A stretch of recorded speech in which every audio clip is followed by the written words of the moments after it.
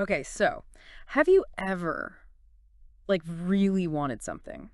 And I mean, like, wished you could just snap your fingers and bam, it appeared. Oh, totally. Who hasn't, right? Exactly. And that whole idea, that's kind of what we're going to dive into today, but through this like really interesting lens, tarot.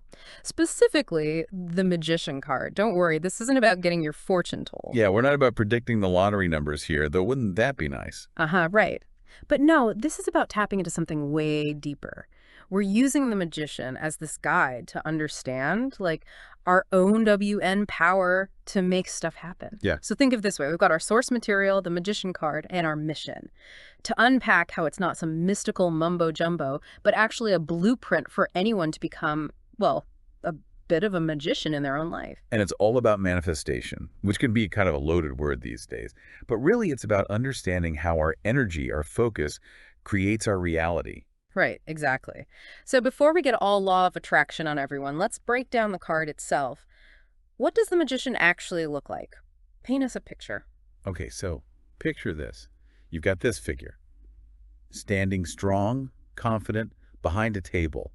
And on that table, four objects: a wand, a cup, a sword, and a pentacle. Now, each of these represents mastery over a different element. The magician isn't limited, they've got it all, just like we all have different skills and talents. Oh, I see where you're going with this. So it's like we've all got our own tools already. Exactly. The magician is just a mirror, showing us we're not starting from zero. And notice the pose: one hand up, one down. Classic as above, so below. Our inner world shapes the outer one. Ooh, I love that. It's like that saying, change your thoughts, change your life. Exactly. And speaking of thought, the magician is ruled by Mercury, the planet of communication and intellect. So it's not just about wishing, it's about thinking strategically about what you want. And then actually communicating that, putting it out there, right? Because the magician also connects to the element of air. You got it. Air is all about action, movement, taking those thoughts and turning them into something real. And check this out. Above the magician's head, there's this infinity symbol, reminding us that potential is limitless. How cool is that? That's awesome. Okay, but how do we actually use all of this? We're not all going to become stage magicians. No. How can someone listening to this actually apply the magician's secrets to their own life? Well, it's not about pulling rabbits out of hats. It's about harnessing that energy, that can-do spirit. And the cool thing is there's a really practical side to it. So first things first, focus. What's that one big thing you want? Okay, so we're not talking like, I want world peace kind of big, unless that's really your goal. More like something specific and achievable, yeah. Exactly. And here's the trick. Don't just think about it. Feel it as if it's already happened. Oh, like really embody that feeling of success. You got it. Visualization is key here. Now remember, those tools the magician has. It's inventory time.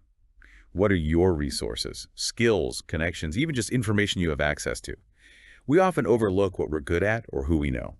Oh, absolutely. It's so easy to be like, oh, I could never, without even realizing you probably already have what you need to at least start. Exactly. And this is where intention comes in. The magician doesn't just randomly use their tools, right? There's purpose there.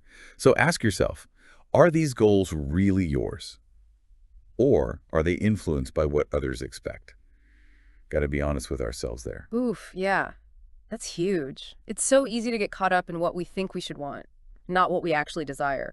Okay, we've got our goal, we've taken stock, now what? Action.